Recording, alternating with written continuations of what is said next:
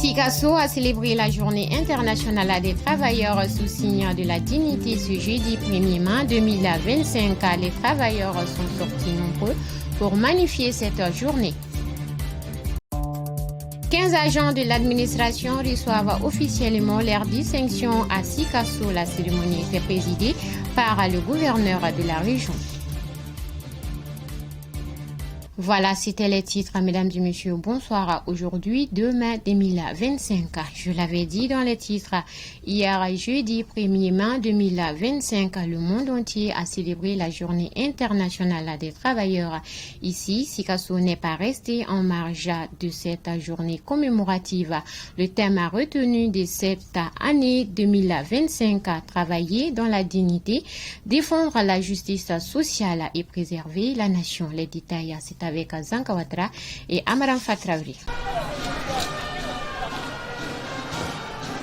Comme partout dans le monde, ce jeudi 1er mai, Sikasso n'est pas resté en marge de la commémoration de la Journée internationale des travailleurs.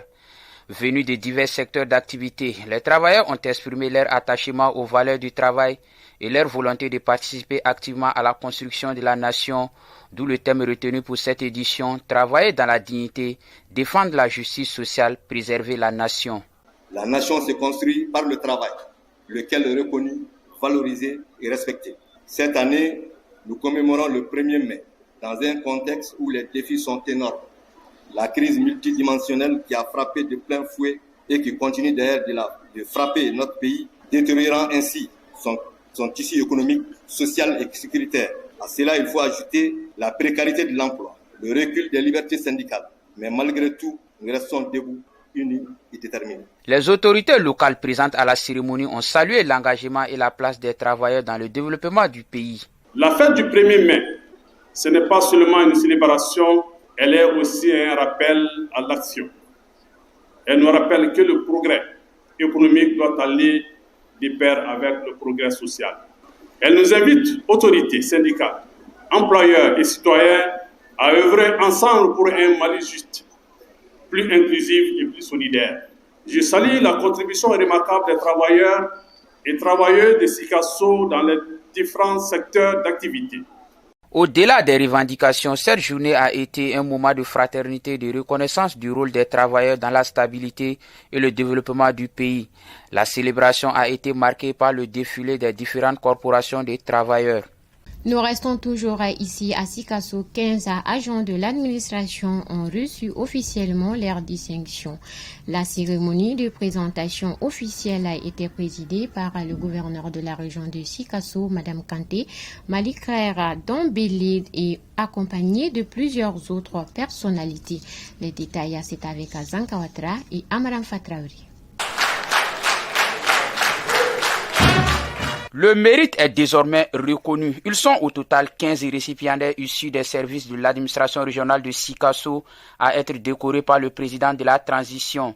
Ce jeudi 1er mai, ils sont présentés officiellement à la population du Kénédougou, occasion pour l'exécutif régional de féliciter les différents récipiendaires avant de les inviter à redoubler plus d'efforts pour le rayonnement de la région. Vous avez su, par la qualité de votre travail, votre loyauté et votre dévouement, incarner les valeurs de l'administration malienne. Proximité, neutralité, rigueur et disponibilité. Ces médailles que vous avez reçues et ceux qui vont être remis aujourd'hui ont été déjà remis sont bien plus que des distinctions honorifiques. Elles constituent un témoignage concret de gratitude, mais aussi un appel à la continuité dans l'excellence. Votre parcours au sein de vos ministères respectifs est un exemple inspirant pour les jeunes générations de fonctionnaires.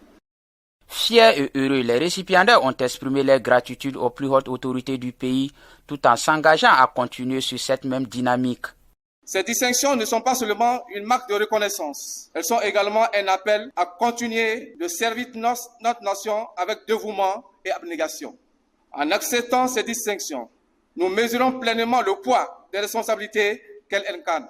Elles symbolisent le travail incarné, le sens du devoir et le service rendu à notre communauté et à notre pays. Elles nous encouragent à rester fidèles à notre mission, à innover dans nos pratiques et à agir avec rigueur et transparence pour le bien-être de nos citoyens.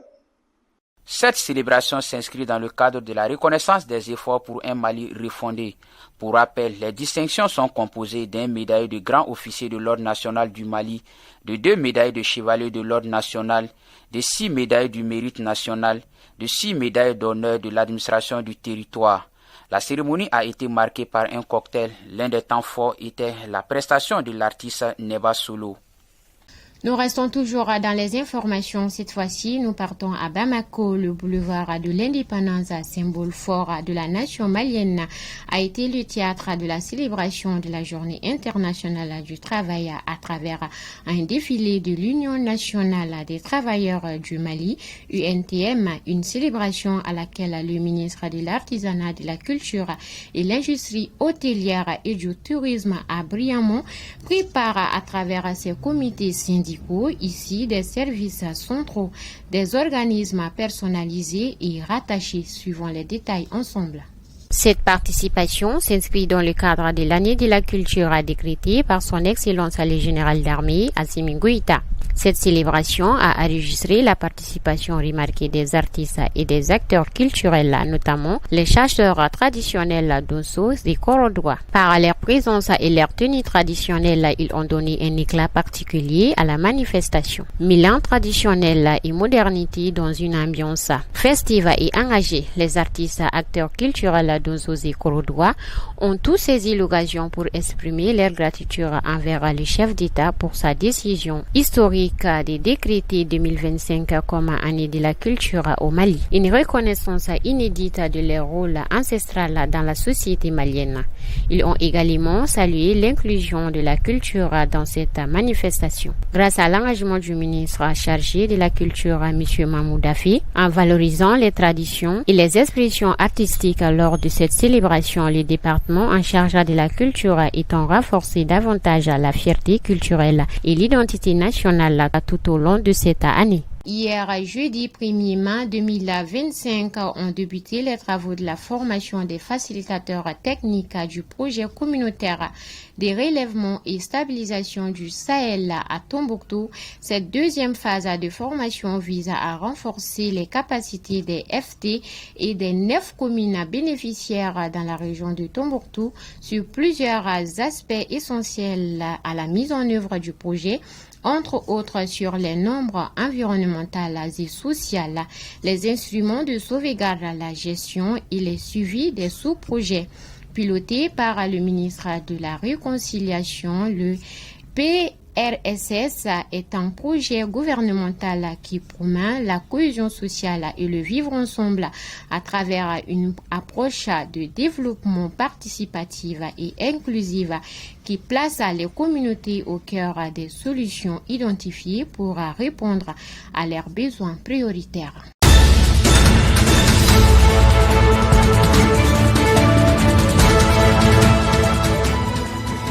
Voilà, cette fois-ci, nous allons suivre la page internationale avec Amaram Fatraouri. Réaction du peuple suite à l'accord conclu entre les États-Unis.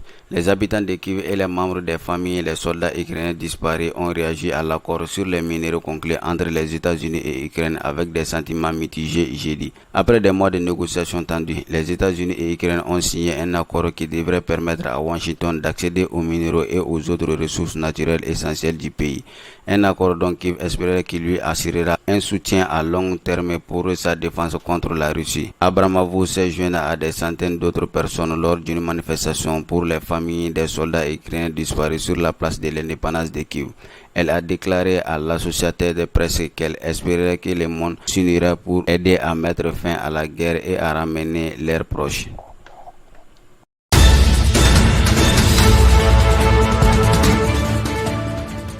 Deux groupes armés ont rejoint l'accord politique pour la paix et la réconciliation de 2019. La décision a été saluée par la mission des États-Unis dans les pays MINUSCA pour qu'il y ait la réintégration à l'accord de paix des groupes Retour, Récupération et Réhabilitation et Unité pour la paix en Centrafrique constitue la seule voie viable pour parvenir à une paix durable. En République démocratique du Congo, la mission de maintien de la paix des États-Unis en République démocratique du Congo a annoncé le lancement d'une opération visant à transporter plusieurs centaines de membres non armés des forces armées congolaises et de la police nationale placée sous la protection.